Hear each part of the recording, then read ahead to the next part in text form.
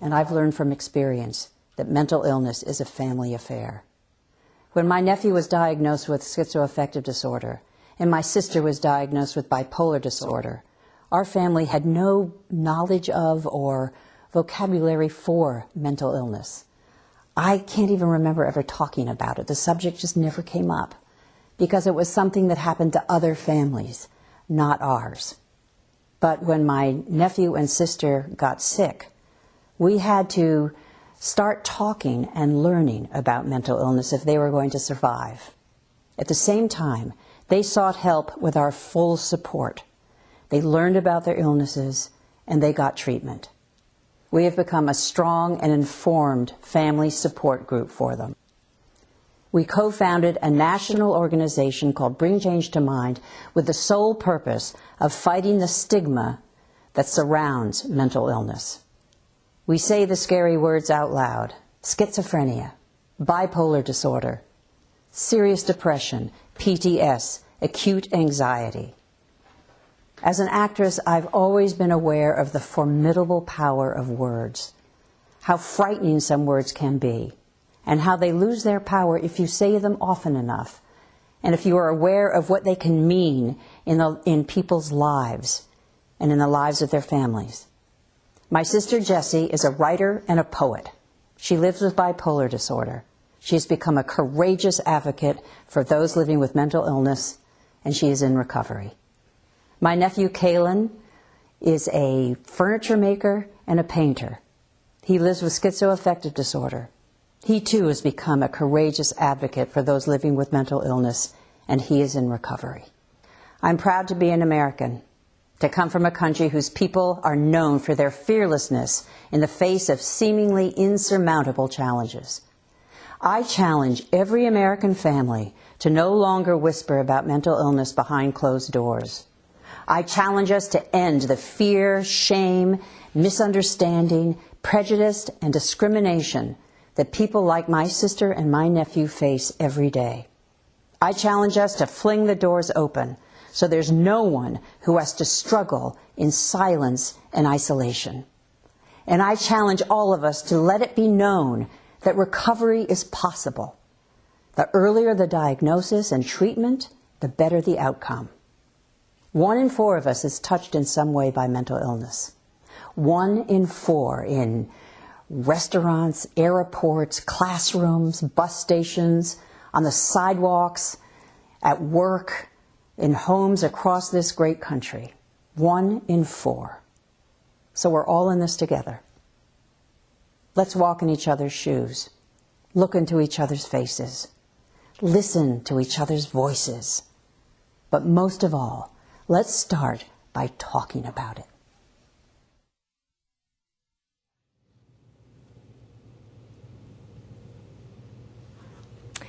Welcome to The Elephant in the Room. My name is Sharon Rose, and today we're going to be talking about whose reality is it? The subject is schizophrenia. And I can say that the gentleman that's sitting with me is probably one of the most courageous, one of the most inspirational people that I know. I've known Guy Kerr for, I think, almost 10 years, and he has been a real advocate in this area for mental illness. And I'm going to throw the ball in your court for a few minutes, Guy, and I'm so grateful that you're here, sitting in front of these cameras, willing to talk about this condition or this reality that you live with. Yeah.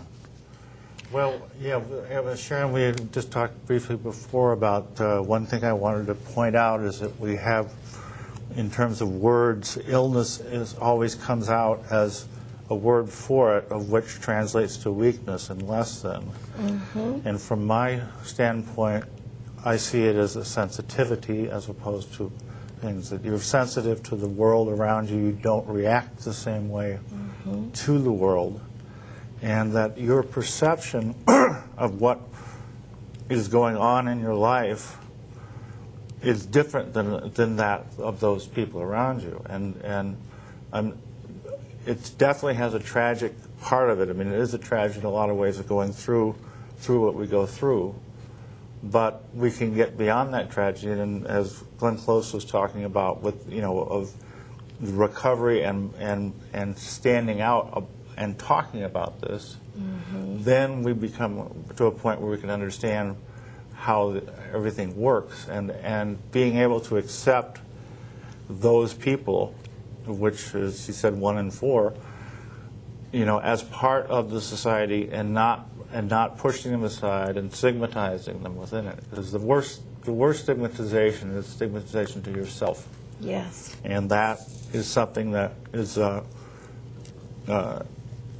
debilitating, and it cuts your power. It cuts your strength of who you are if you're becoming your diagnosis, or you're becoming more ill over the fact that you think that you're less than. Yes, right. That's right.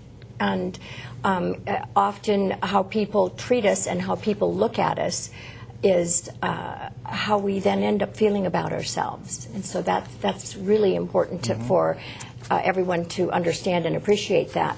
I would like to have Dr. Van Houten, Dr. Peter Van Houten, now talk to us about schizophrenia. Well, one thing that we find in primary care medicine is that there's a very poor understanding, really even in the medical community, not just broadly in our culture, around the impact of mental health disorders. For example, if someone has a serious mental illness like schizophrenia or schizoaffective disorder, serious bipolar disorder, really their lifespan is going to be into their mid or early 50s.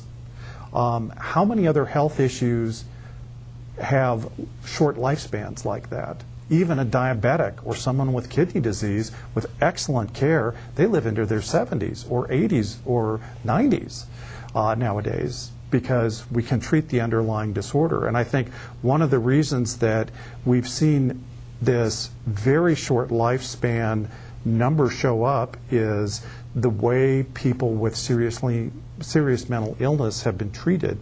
Often their mental health issue is treated, but not all the other aspects of their health, and so they continue to smoke, they get overweight, they don't exercise, things that would allow them to live longer.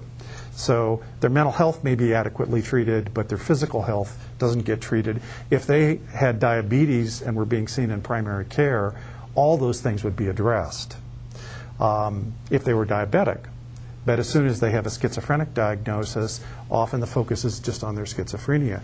Now, if you add in on top of that they're also a substance user, and they're on alcohol or some other substance in addition to help self-medicate their symptoms, their lifespan drops below 50. That's actually in their mid-40s is the typical lifespan for someone with who's seriously mentally ill and has a substance use disorder. So how many chronic illnesses can you think of where people die that young? I mean, there's just a handful. People that have terminal kidney disease who are on dialysis and inappropriate for transplant in their 20s, well, maybe they'll die by age, in their 40s. But there's very few things that are that deadly. And really, again, we're talking about the elephant in the room. Here is mental illness. Here we have behavioral health issues that have a profound effect on people's lifespan. One of the things that has been shown repeatedly in our medical studies is that people who have any kind of behavioral health disorder, even if it's chronic anxiety or chronic depression, that's going to affect their lifespan. And it affects it in part because of the way their neurochemistry is changed by that, and their body's janitorial system, how their immune system works, how their hormonal system works, how it all gets affected by their behavioral health disorder. and how abnormal it can make those things, that it's going to shorten their lifespan and worsen their quality of life if that behavioral health issue hasn't been adequately addressed. And again, if you throw in on top that they're self-medicating, that's going to take years off as well and take off quality of life as well. So one of the chief things that we have really tried to pioneer in what we do is creating a stigma-free zone. I mean, that's really kind of our goal in offering behavioral health treatment, is when our patients come in the door, they can feel that the way we approach bipolar disorder and diabetes is very similar. You have a chronic illness. This is something that can be helped with behavioral management and can be helped with medication, and you deserve to have a normal life. So what can we do to make your life as ideal as you would like it? You deserve to be high functioning. I mean, we can actually say that now to people. I remember 30 years ago when I was first a physician, and so many of the really helpful medications we have now didn't exist, is that often I just have to say to people, well, you've got your choice. You can feel bad from your mental health issue, your depression, or I can give you this antidepressant, but I'll be honest with you, you may feel worse with the antidepressant than you do from your depression because the medication has so many side effects. Well, nowadays the medications have become so elegant and tolerable that usually we can come up with a medication program that will help even our most seriously mentally ill patients in a tolerable way that gives them their lives back, makes them very high functioning. They don't have to self-medicate anymore with alcohol or cannabis or something else to control their symptoms, and help them develop a plan for the future that really lets them be all they can be as a human being. And that's part of where our therapists come in working with them, is developing kind of this larger life plan and really keying it into what do they want out of life. Again, this idea of motivational interviewing, that we're trying to find out what do they want out of life. What do they want to change? For some people, it's just they'd like to be able to interact with their kids in a reasonable way, and their behavioral health disorder is getting in the way. And if we can control their behavioral health disorder, suddenly they have a normalized relationship with their children. Well, they're always giving such good advice, Dr. Van Houten, and very helpful in knowing the difference of how things are treated nowadays and how much better things are. I would like to ask you, Guy, in response to what Dr. Peter was talking about, what's your input on living the good life? Well, I can just say that, from my experience, I have at least 5 diagnoses now. Take your pick, right? Take your pick. You put a hat on over here and a hat on over there, and I'm this one this week and that.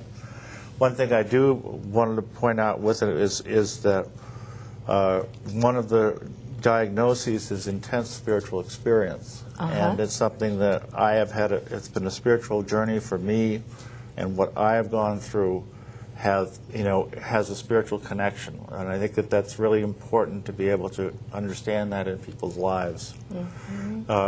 In terms of people reacting to it, the self-stigmatization comes from the societal stigmatization. So if you can start removing that, taking that layer off, the next layer and the next layer, and accept that individual as someone who is an important part of the whole picture of society within it, and that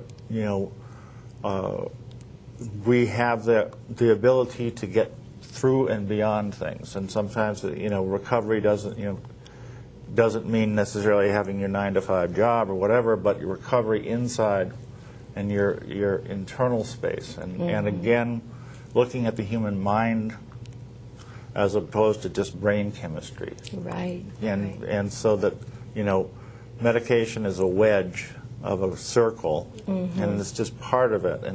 And building the social network, building your societal Well, we're going to flip over to our time that we had with you and hear more about what you have to say about your experience. Thank you. My name is Guy Kerr, and I am a traveler and a dreamer. I've gone through many different parts and pieces of my life that have helped me get to where I am now within it. I guess I really want to talk about reality, because reality is something that we all think we have a grasp on, but in real time with people go through different experiences and different methods and parts and ways of doing things. And that when a person has something, an effect on them, that that effect is different than what is considered normal, then they're categorized, diagnosed, and moved off into other places. In terms of the voice, when you go through those different phases and get diagnosed and pigeonholed, then what happens is that you lose your voice within it, and that is a critical part of my reclaiming myself within what I'm going through. So within reality, I mean, we try to define it, but in real terms, that there's a lot of delusion within normalcy, within that whole approach to trying to say that this is normal and this is not normal. Then there's basically talking about is that you have this sphere that you kind of call reality, and everybody tries to hold to that. And then there are things that happen to other people that are outside of other people's experience. And many times what happens is the net flows down and that person is sent off,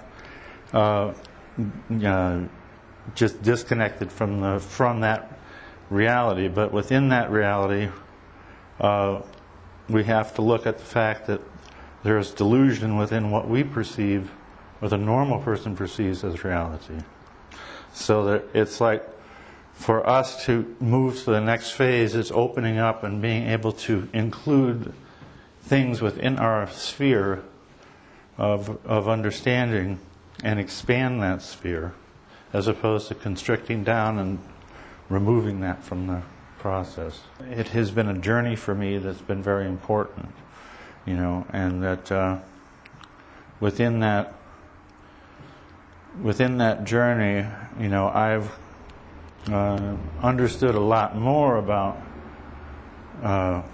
reality, and from my perception, and it's basically you have to honor everybody's journey, and that within each person's journey, then they have their truths that are important to them.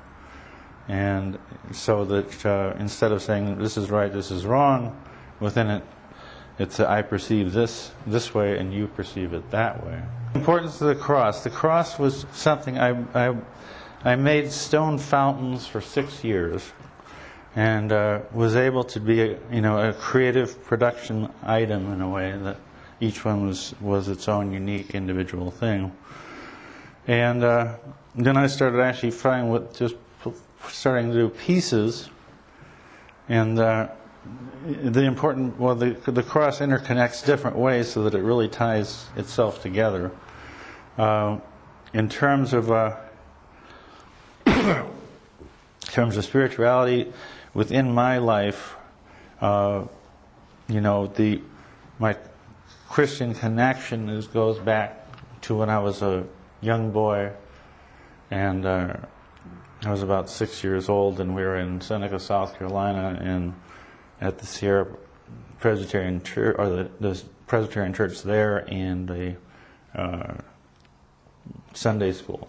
And it was important because for me to connect in with a kind of a Christian base there, and that my father had gone through similar things that I had gone through, and he ended up killing himself because it was just too overwhelming. There was too much stuff. He was doing he went to Harvard Medical School and got out, and then moved in and worked at Children's Hospital, worked at as a private practice, which made house calls at that point. He's a pediatrician, and then worked at Children's in San Francisco, and he was basically overachieving within his realm. That's it's important to me that that we open up to a new world with things, and then really we have the ability to make things work really well. And the unfortunate part with quote unquote mental illness is that people get ignored, they get pushed aside, they get basically have very little impact on the way the society thinks.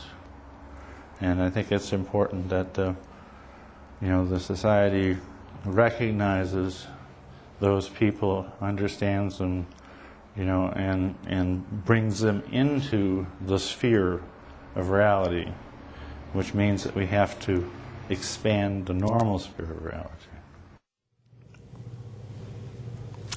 Well, there you have it, Guy. So I'm so proud of you for coming and being a part of this program and speaking your truth and telling your story when we came by. And I'm just a huge fan of yours. And I thank you for coming on the program and being with us. Okay, well, thank you for having me. Yes. It's been a pleasure. Okay. Next, we're going to go to the Spirit Peer Empowerment Center, which is available here you listen and you'll find out. So my name's Joan Buffington, and I'm the chair of Spirit Center, Spirit Peer Empowerment Center here in Grass Valley. And I'm just proud and honored to have been part of Spirit from the very, very early days. So I'll talk about that a little bit first. In 2001, many people remember 9/11. That was the crucial event in 2001.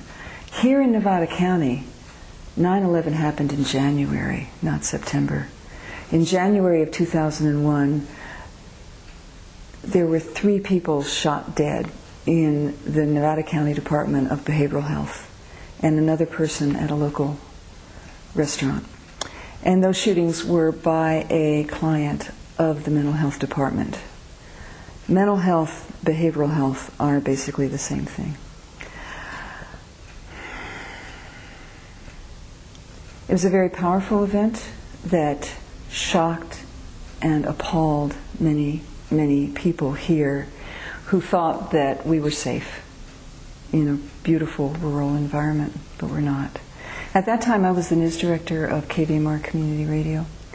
And so we went out and began talking to people. And we went on the air, having people be able to talk to each other. And the lesson from that, to me, is connection. And what happens here now at Spirit Center is connection. Is people being able to come out of their shells, out of their homes, out of their fear, and be able to be with each other and be able to feel loved and supported by one another. So that's what Spirit Center is all about. And Spirit Center basically, for me, was born from the ashes of the shooting in 2001. Having covered that event and felt the depths of people's pain and anxiety and wonder, what can we do? What can we do to heal ourselves? What can we do to move from this level of community-wide fear? What can we do? I'm trained as a professional psychiatric social worker. I've been in the field for over 40 years now. And this is the question that we've always had, is how do we help each other? So we found this home, this really is a home, on 5 acres, in the center of the commercial area called Brunswick Basin, but up on a hill, looking down on that center of busyness and feeling the peace of this place. So as soon as we walked onto this property, we knew that this was it. This is where we could bring people together to find out how to take care of each other, how to heal each other. It's no accident that Spirit Center is called Spirit Center. In my mind, a very complicated, beautiful, wonderful process comes down to that one word, spirit. In this country, in these days, 1 out of every 5 people has an official mental illness. The rest of us, I think, are unofficial. We all have challenges. We all face down days that could be called depression. We all face anxiety. We all sometimes even can be paranoid, fearful. Those are normal feelings. With some people, they escalate, they grow to a point where a person needs more than they have available to them. We see probably almost 6,000 visits, not 6,000 different people, but 6,000 different visits a year here at Spirit. Spirit is open in the daytime as a free center. It's open Tuesday through Saturday, 10 o'clock to 3 o'clock. And what happens here is magic. And it is magic. It is truly magic. And We work a lot with... And I would like to first introduce my guest, Leah Walls, and we're going to listen to a little clip about NAMI and then come back and talk to her. We work a lot with NAMI, the National Alliance for Mentally Ill and Mental Illness, excuse me. And we have our case manager is used to be the past president, I think, of the chapter. And they're a very, very good organization, and I send families to them often for peer support, and also different experts come and give different lectures and support and talk about medications and talk about care. And they're a very, very good group in this county. They're very strong. Well, we do have Leah Walls here, who is a past president for our local NAMI chapter. And Leah, we met with you earlier, and you spoke to us about NAMI. You want to just give us a real quick how important it is, NAMI, for you in the area? Well, for me it's huge because facing what our families face and what individuals with mental health conditions face is not easy. There's times that it's very difficult. It can be very challenging, traumatic. As you've heard in some of our speakers tonight, the thing that is just so wonderful about NAMI is you do not have to face those things alone. You are not alone, and NAMI provides that community of support individually, in groups, and meetings, and education that gives you hope when you aren't sure you have any, and it helps you find a way to manage when you aren't sure you can. Well, let's go to that time when we were together a little earlier and listen to what you have to say and share. Hello, I'm Leah Walls, and I'm past president with NAMI Nevada County. That's NAMI, which stands for the National Alliance on Mental Illness. And we have chapters of NAMIs all over the country. We know in NAMI that facing serious mental health challenges is just really too hard to face alone. So we're here for you. For those of you who are struggling, who face the misery and isolation when someone you know, you care about, or you yourself can struggle with depression, schizophrenia, schizoaffective disorder, severe depression, which can be called clinical depression, major depression. it's hard to navigate. It's a different language, and you're already so confused by dealing with what you're doing just to live, that we're here to help you make that difference so that you can feel that you have some knowledge and some empowerment to face these conditions and get on a road to wellness, because we really want to go from mental illness to mental wellness. So within NAMI, we have basically 4 major thrusts, if you will, on how we help people. First and foremost, it's support. You can come to us, we can come to you. We are free, and we will listen non-judgmentally. We know that we've been there, so we know the pain and the suffering that you're dealing with, the trauma that perhaps you're facing. So we have free support groups. We have free online support. We do one-on-one. We meet people for coffee. We do whatever it is that the person needs for help. Secondly, a part of providing good support is helping people understand what they're looking at. And so education is our second prong.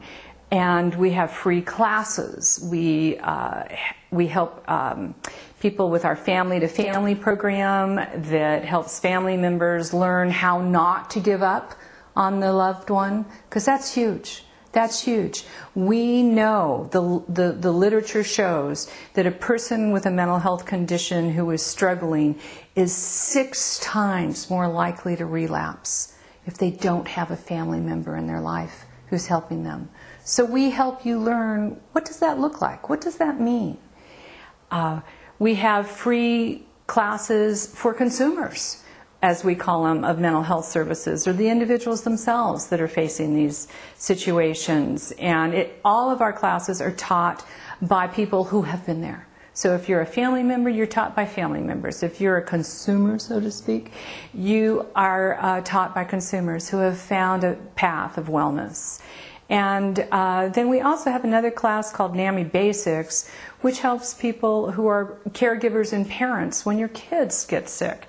My daughter, one of my daughters was ill, really. She started showing symptoms by age 3, full blown by puberty. And now she's in her 20s and she's doing well. She just graduated from college. We're thrilled, but it's been a huge journey. So if I didn't have the support of other NAMIs, as we call each other, to celebrate the joys and to also commiserate and help and learn strategies, I don't think we would be doing as well today. A third prong of our mission is advocacy. We learn how to self-advocate and navigate what is really a broken mental health system. That's certainly not, or rather I should say it certainly is well known that the systems are broken. So we work and partner with other community agencies and organizations because it's too hard for them to face all this alone too. So we work with, of course, Nevada County Behavioral Health and the county.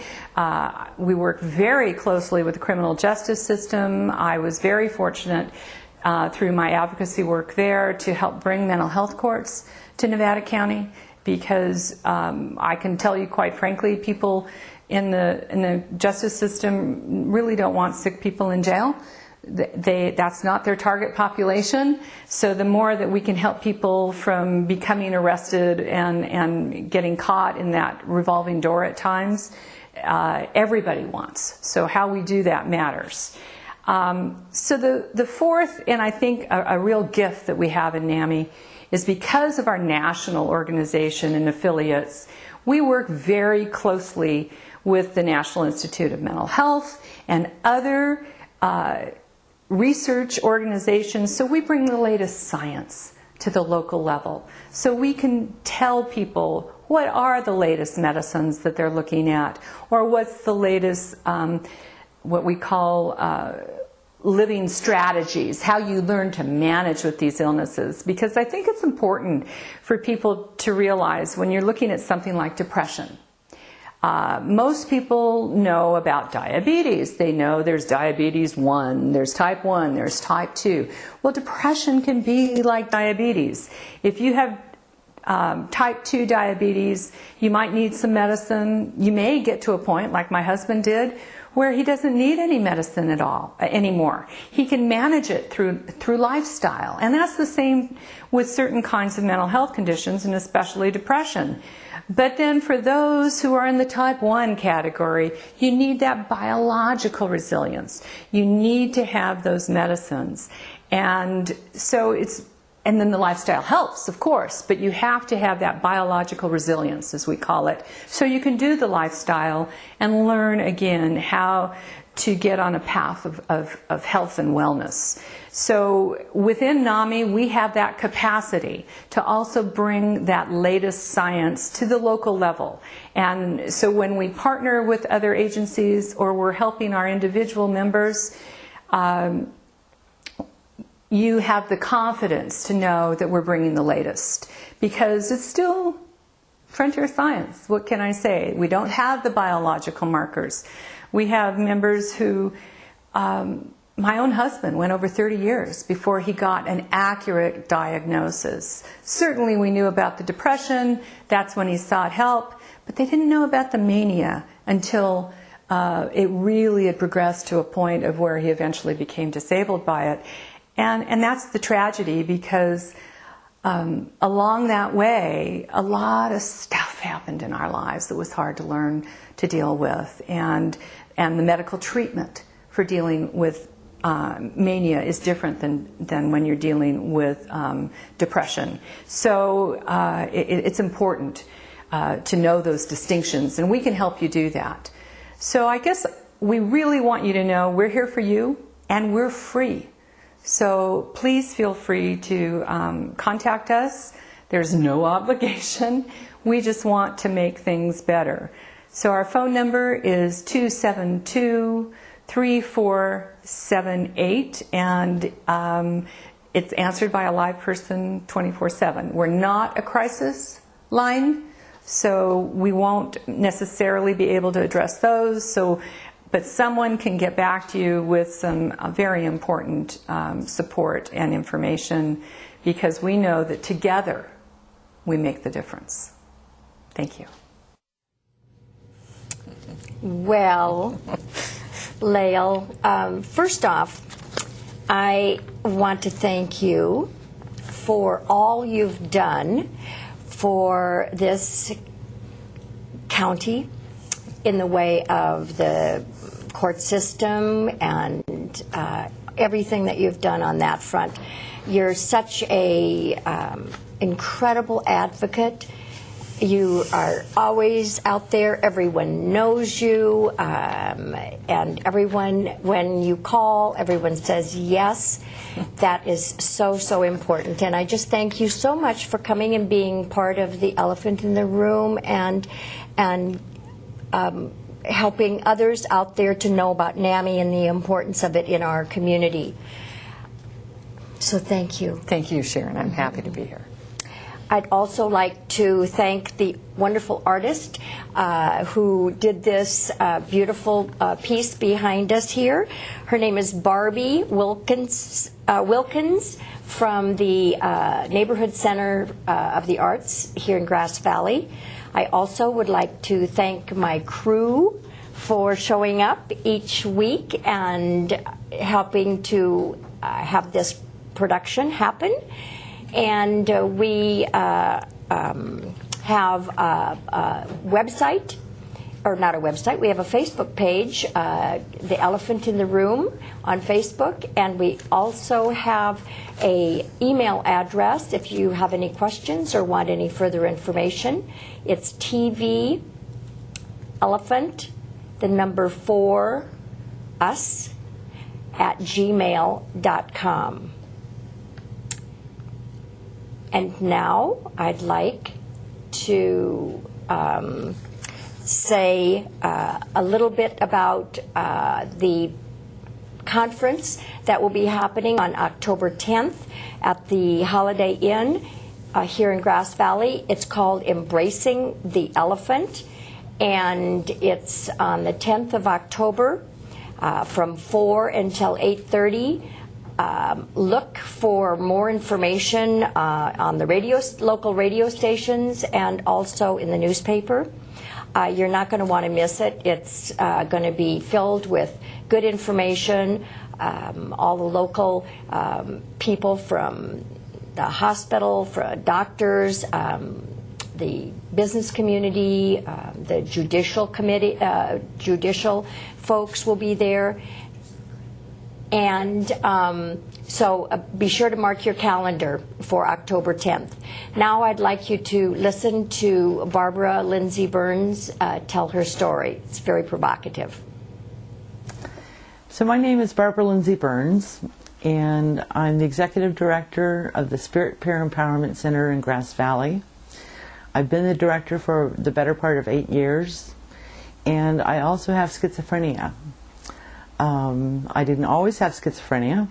When I was about 44, I woke up one morning. It was on a Saturday morning on the weekend. I'd been working all week, and I just felt a little different. It was kind of dreamy, and then the schizophrenia progressed from there. It was a little bit like coming down with the flu. And then, you know, I began to see things that other people didn't see, and I heard things that other people didn't hear, and I talked to the pictures on the wall, and they talked to me, and, you know, it was really quite distressing to my family. They didn't know what to do with me, and for the longest time I thought it was a religious experience, and so, you know, I was dragging my husband from church to church, and I was baptized twice, and we had quite a time of it. The children were pretty accepting, but from time to time I would do something that was a little quirky that was hard for them. And then after a good period of time, I think my husband got tired of trying to make things right, and he had run to the end of his rope. So all he knew to do was to divorce me. And as part of that divorce, I was court-ordered to leave the house. So we packed up the house, put everything in storage, and when the last load was done and we closed the front door and locked it, I suddenly realized I had no idea where I was going to go. So it wasn't until then that it dawned on me that I was homeless. It was quite a realization, and so I spent a lot of time at the local coffee shops. There was a time when I was seeking help from the police, and they actually told me to go to a coffee shop and spend my time there. And at the time, there wasn't a lot of support for people with mental illness. If I had had a drug addiction problem or an alcohol problem, there would have been housing, there would have been program, there would have been all kinds of supports. But having, you know, a mental illness, there really wasn't anything. So in the last 15 years, there's been a lot of change. We have a lot more services available, largely due to the Mental Health Services Act, which was Prop 63 that the voters voted in back in '04, and that's a tax on millionaires, 1% over the first $1 million that they make. And it's amazing how much money that generates in the state. So we now have a much more robust system of care for people with mental illness. We have everything from wraparound services. The Spirit Center is largely funded by MHSA dollars. We offer support to people with mental illness and a place to begin to rebuild, which is what happened for me. I went to the hospital, and the hospital itself didn't really do much. I was in for 3 months, and I was resistant. I wouldn't take my medication. And the reason I wouldn't take the medication is that I had tried that before my husband and I had divorced. He had drawn a line in the sand and said, you either take the medication or we get a divorce. And so I tried it for 3 days. I had took it 3 times a day, and it kept me asleep all the time. And I thought, I really can't live my life like this. I have children to raise. I wanted to get on with my life, and so I told my husband that I wasn't able to take the medication. He said, well, let's get on the phone with the doctor. We did. And the doctor said, if you can't take that medication, I have nothing for you. And so it was a divorce. So years later, 4 years later, I was in the hospital, and they were trying to give me the medication again. I already knew that it didn't do anything for me, nothing good. And so I didn't realize the reason I was there for 3 months was because I wouldn't take my medication. And if I had taken the medication earlier, I would have been able to get out earlier. But what happened was my roommate at the hospital was an elderly woman, and I witnessed her being forcibly wrestled to her bed by 6 orderlies, and they forcibly injected her with something. And I thought, I don't want that to happen to me. And so that evening I took my medication. And within a week I was transported up to a transitional group home here in Grass Valley, or I guess it's in Nevada City. And I was interviewed, and the gentleman said that I could come stay there. So I got transferred out of the hospital. I went to Odyssey House is the name of the transitional group home. And I wanted to get back to work. I wanted to find a job. I wanted to find a place to live. I wanted to put it all back together all at once. And the case manager that I had, I thought was moving really slow. And what I didn't realize is that I really wasn't in shape to work. I was still hearing voices. They were still prominent. If I was having a conversation with you, it was very likely that I might say, wait a minute, and I would listen to the voices. And that continued even though I was taking the medication, and I have taken it every day since then. But it took a long time. There were steps and stages. When I finally got out of the group home, I went into my own home, and at that point I was in charge of my own life again. And for a while I just had to find my own stasis. Find out, going to bed at 10 o'clock at the transitional home seemed to work for me, so I decided, okay, I'll keep that. But my days were empty. I had nothing. I had lost all my friends during my illness. I had lost all my family during my illness, and so it was just me in my house doing nothing. And during those days I would do what I called chasing my tail, which was I would drink coffee and I would smoke cigarettes, and my life was just back and forth, and I wasn't able to get anything done. So I finally took a class at the college, and getting out into the world was good for me. It took a long time to get around to do shopping because I was using the bus system. I used the bus system while I was homeless as well. And so it took a long time to sort of settle in to more normalcy. But I always say that in order for things to get normal, things have to be normal. And you need to have your own place to live, and you need to have some structure that works for you. And so then I took the classes for peer counseling for the Spirit Center. At the time it was located at Behavioral Health in a little modular unit behind Behavioral Health. And little did I know, but the peer counselors had decided that they wanted to break out on their own and get their own place. And so I took the classes there and then waited and waited and waited. And finally, the location where we are now, we've been here for about 10 years, and it opened up.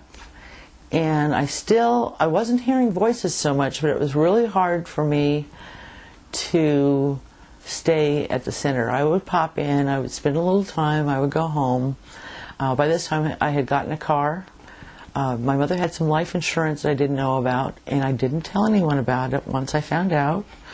And I got some money, and I bought myself a car. And suddenly, it didn't take me forever to do my shopping. I could whip out and get my shopping done and go home. So what that meant was I had a lot more time on my hands. So, a lot of that time I began to spend, at Spirit Center. And I think that, having meaningful work to do, and I grew. It was not something that happened overnight. It took a long time. And it took, additional medications. I had been kind of dopey on the one medication that I took. And by the way, the medication that I took early on that kept me asleep all day, and that is the medication they gave me at the hospital. And as it turned out, they gave it to me at night, and they gave me 10 milligrams less than I had been getting. And that's a regimen that I use today. I take it at night, I sleep like a baby, and it's all good. So sometimes, when you take a medication makes a difference. So putting it back together again, it doesn't happen all at once. And one of the most important parts for me was to get my children back. This happened when they were, my illness started when they were 13 and 17, I think, which was kind of difficult because I missed their teen years.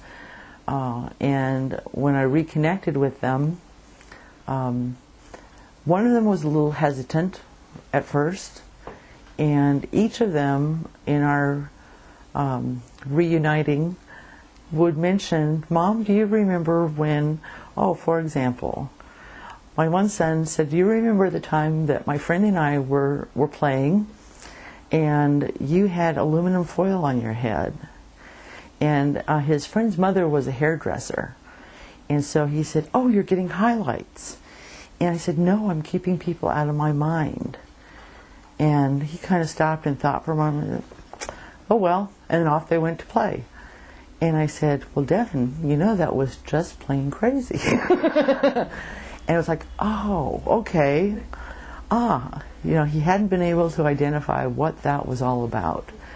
And I really didn't tell him. But one of the common things with schizophrenia in particular is that you may have sensations, feeling under psychic attack. They're actual physical feelings.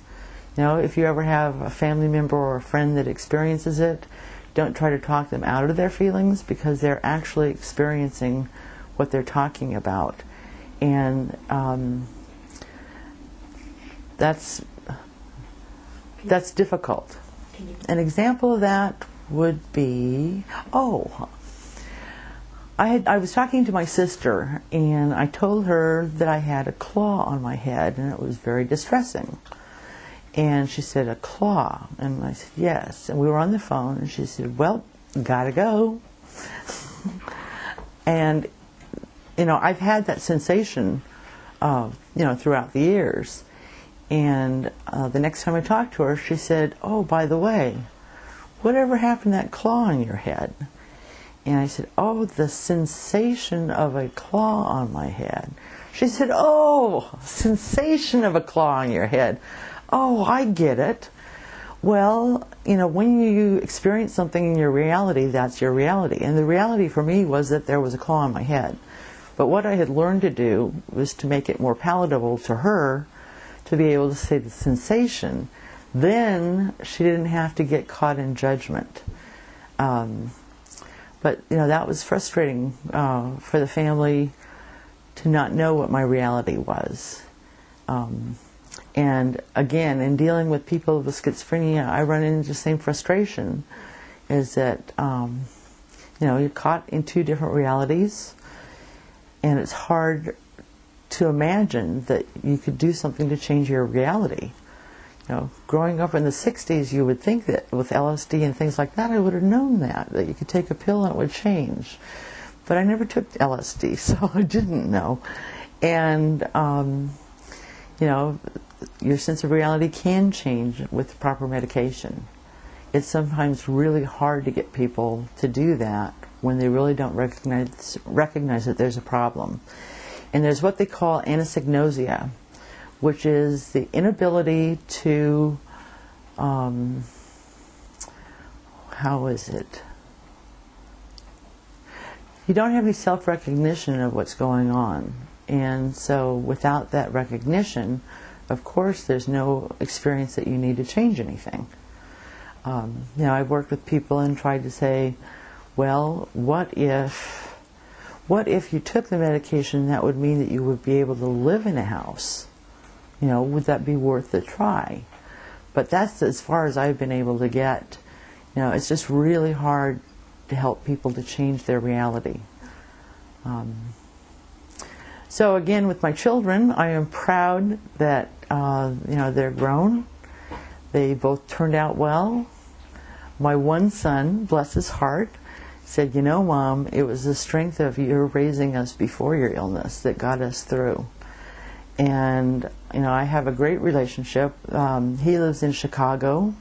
He's 28 years old, soon to be 29. He's had his own house for about the last 3 years, and is happy and productive. He worked his way through college. He got through with only $7,000 owing at the end, which is amazing. My other son lives in Roseville, and he's married. He and his wife bought their house 2 years ago, and the kids are doing great. And I have a great relationship with them. It's always amazing to me how they, this is going to sound really strong, but they sort of revere their mom. And I think it's a recognition of knowing all that I've gone through and have come back again, and that they have their mom back. I don't care how old we are, a mom is a nice thing to have.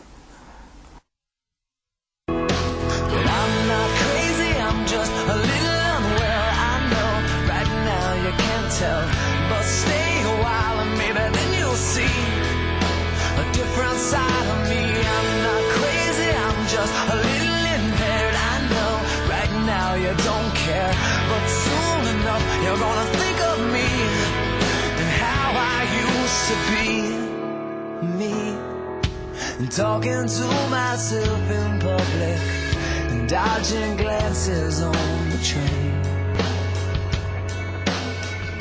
And I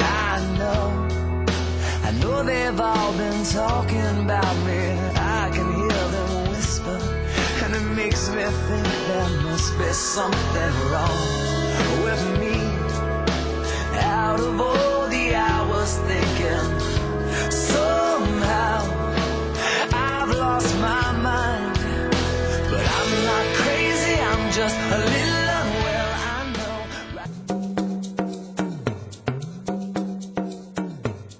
Here at the library, people ask a lot of questions. I'm trying to get a job, but I don't write very well. Can the library help me? The Read Up department can help. They teach adults how to read and write. Check out the kiosk in the lobby for more information. Hi, I'm looking for bedtime books for my boy. Betty is 4 and Tom is 12, and Betty likes choo-choo trains. Tom likes zombies. Choo-choo trains and zombies. Oh, do you have any activities for my boy? Sure. Workshops, sing-alongs, and your boys can even read to a dog. I just lost my job. Can you help me write a resume? No, but I can help you find a book that can. Oh, good. Here you go. Thank you very much. You're welcome. My computer's broken and I'd like to get to my Facebook account. Can I use one of these computers? Sure. How much does it cost to rent a movie here? It's free. We also have audiobooks, CDs, and no, our video cassette collection